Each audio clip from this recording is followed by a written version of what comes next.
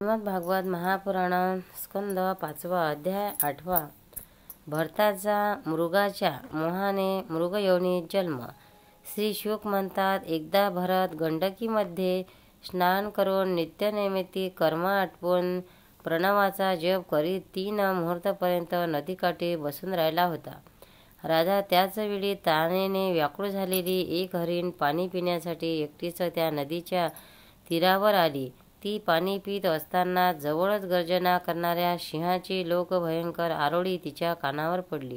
स्वभावतःच भित्री अशी ती साशंक नजरेने आजूबाजूला पाहत जात असताना जेव्हा तिच्या कानावर ती भीषण आरोळी पडली, तो सिंहाच्या भीतीने तिचे काळीज धडधडू लागले आणि डोळे भयभीत झाले. तहान तर अजून भागली नव्हती, परंतु आता तर प्राणावर बेतले होते. म्हणून भयभीत होऊन एकदम नदी पार करण्यासाठी तिने उडी मारली. तिच्या पोटामध्ये गर्भ होता. उडी मारतेवेळी अत्यंत भयभीत झाल्यामुळे तिचा गर्भाशयातून बाहेर येऊन नदीच्या प्रवाहात पडला. सिंहाच्या भयाने लांब उडी मारल्यामुळे त्या हरणीचा गर्भपात झाला. त्यामुळे तसेच कळपापासून ताटाटूट झाल्याकारणाने ती अत्यंत दुःखी झाली. त्यातच उडी मारताना एका दरीत कोसळून मरण पावली. राजर्षी भरताने बिचारे हरणीचे पाळस आपल्या आईची ताटाटूट होऊन नदीच्या प्रवाहात वाहत आहे असे पाहून त्याला त्याची दया आली आणि त्या मातृहीन पाळसाला तो आपल्या आश्रमात घेऊन आला.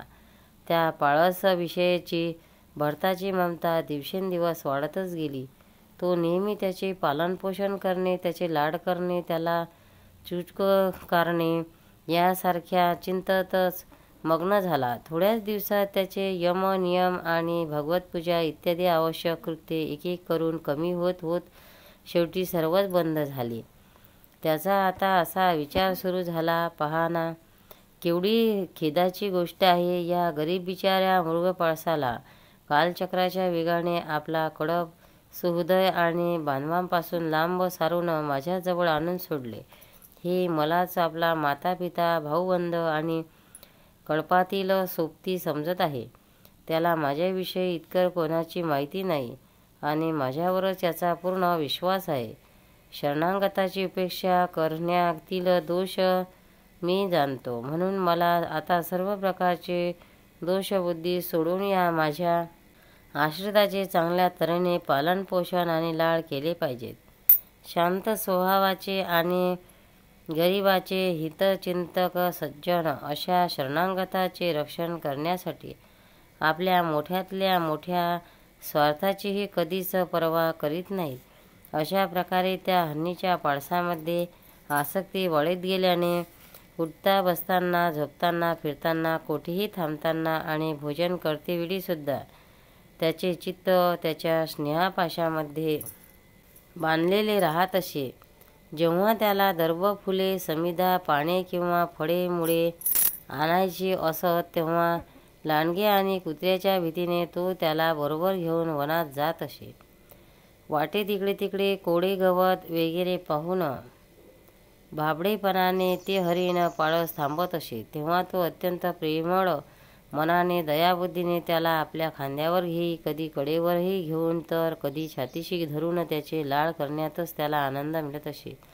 राजराजेश्वर भरत नित्यनैमित्तिक कर्म करतेवेळी सुद्धा मध्येच उठून त्या पाळसाला पाही आणि जेव्हा त्याच्यावर त्याची दृष्टी पडत असे तेव्हा त्याचे चित्त शांत होत असे.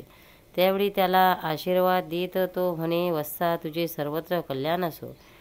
जर ते कधी दृष्टीस पडले नाही तर पैसा चोरीला गेलेल्या गरीब माणसाप्रमाणे त्याचे चित्त अत्यंत उद्विग्न होऊन जात असे आणि नंतर त्या पाळसाच्या विहाराने अंतःकरण व्याकुळ होऊन करुणेने त्याच्याविषयी शोक करीत मोहाने तो असे म्हणे, आईविना असलेले गरीब पाळस, दुष्ट पारध्यासारखीच बुद्धी असलेल्या माझ्यासारख्या पुण्यहीन नीचावर विश्वास ठेवून राहिले आणि आताही मला आपला मानून मी केलेल्या अपराधाची सत्पुरुषाप्रमाणे मला क्षमा करून परत येईना.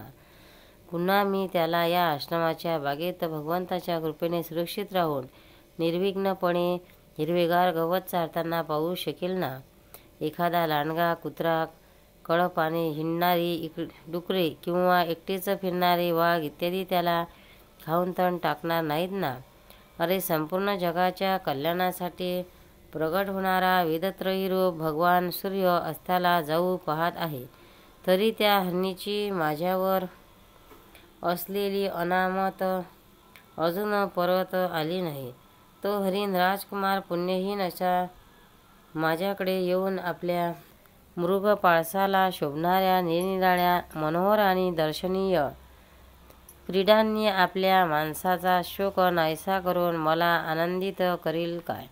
कधी कधी मी लटक्या रागाने खोट्या समाधीचा बहाणा करून डोळे मिटून बसत असे, तेव्हा तो घाबरून माझ्याजवळ येऊन जलबिंदूसारख्या कोमल शिंगांच्या टोकांनी माझे अंग खाजवीत असे. मी कधी दर्भावर हवनसामुग्री ठेवीत असे, तेव्हा तो त्याला तोंड लावून ती अपवित्र करीत असे. त्यावेळी मी रागावल्यानंतर तो भयभीत होऊन स्वतःचे बागडणे सोडून एखाद्या ऋषिकुमाराप्रमाणे स्तब्ध बसत असे. त्याच्या खुरांच्या खुणा जमिनीवर पाहून, अहो, या तपस्विनी धरतीने असे कोणते तप केले आहे की जी त्या अतिनम्र कृष्ण मृगपाळसाच्या छोट्या छोट्या सुंदर सुखद आणि कोमल खुणांनी पाळसरूपी धन हरवल्यामुळे अत्यंत व्याकुळ आणि दीन झालेल्या मला त्या द्रव्याच्या प्राप्तीचा मार्ग दाखवित आहे आणि स्वतः आपल्यालाही सगळीकडे या पंच पदचिन्हांनी शोभिवंत करून स्वर्गमोक्षाच्या इच्छुक ब्राह्मणासाठी यज्ञस्थळ तयार करीत आहे. ज्या जमिनीवर काळवीट वावरतात ती जमीन शास्त्राने यज्ञाला योग्य मानली आहे. चंद्रावरील हरिण पाहून ज्याची आई सिंहाच्या भयाने मेली होती, तेच मृगपाळस आपल्या आश्रमातून चुकलेले पाहून दीनवत्सल भगवान चंद्र याची दया येऊन त्याचे रक्षण तर करीत नसेल ना. किंवा आपल्या पुत्राच्या वियोगरूप वडवानाला प्रखर ज्वलांनी हृदय होरपळल्याने मी एका मृग बालकाचा आश्रय घेतला होता. आता ते निघून गेल्याने माझे हृदय पुन्हा कासावीस होऊ लागले. म्हणून हा चंद्र आपल्या शीतलशांत स्नेहपूर्ण अशा मुखातून निघणाऱ्या पाणीरूपी अमृतकिरणांनी मला शांत करीत असेल का. अशा रीतीने जे पूर्ण होणे सर्वथैव अशक्य होते, अशा विविध मनोरथांनी भरताचे चित्त व्याकुळ होऊ लागले.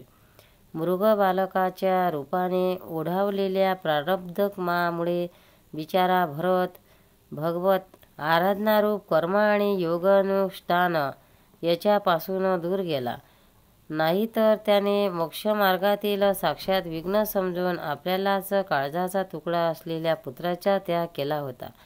त्यानीच मनुष्य तर हरिणपाळसामध्ये अशी आसक्ती कशी निर्माण होऊ शकली असती. अशा प्रकारे विध्वंसनाच्या आहारी जाऊन राजर्षी भरत योगसाधनेपासून भ्रष्ट झाला आणि त्या मृगबालकाच्या पालनपोषण आणि लाडप्रेमात मग्न राहून आत्मस्वरूपाला विसरला. याच वेळी अटळ आणि प्रबळ वेगवान भयंकर काळ उंदीराच्या बिळात साप घुसावा तसा त्याच्या शरीरात घुसला. त्याच वेळी सुद्धा ते पाळस त्याच्याजवळ बसून पुत्राप्रमाणे शोकाकुल झाले होते. त्याला अशा स्थितीत पाहून त्याचे चित्त त्याच्याच गुंतून राहिले होते. अशा प्रकारच्या आसक्तीमध्ये हरणीबरोबरच त्याने शरीराचाही त्याग केला. त्यानंतर अंतकालीन भावनेप्रमाणे इतर सामान्य मनुष्याप्रमाणे त्याला मृगयोनी मिळाली, परंतु त्याची पूर्वजन्म स्मृती मात्र नष्ट झाली नव्हती. भगवत आराधनेच्या प्रभावाने या योनीत सुद्धा मृगरूप येण्याचे कारण जाणून तो अत्यंत पश्चाताप करीत म्हणू लागला, अहो, केवढी ही खेदाची गोष्ट. मी संयमशील महानुभावाच्या मार्गापासून भ्रष्ट झालो. वास्तविक मी मोठ्या धैर्याने सर्व प्रकारची आसक्ती सोडून एकांत आणि पवित्र वनात आश्रय घेतला होता. तिथे राहून जे चित्त मी सर्व भूतात्मा श्री वासुदेवामध्ये निरंतर त्यांच्याच गुणात श्रवण मनन आणि संकीर्तन करून तसेच प्रत्येक क्षण त्यांचीच आराधना आणि स्मरण इत्यादी सफल करून स्थिर भावनेने पूर्णपणे त्यांच्यातच लावले होते. पण अज्ञानी असे माझे तेज मन अकस्मात एका लहानशा हरिण शशूच्या मागे लागले आणि आपल्या ध्येयापासून ढळले.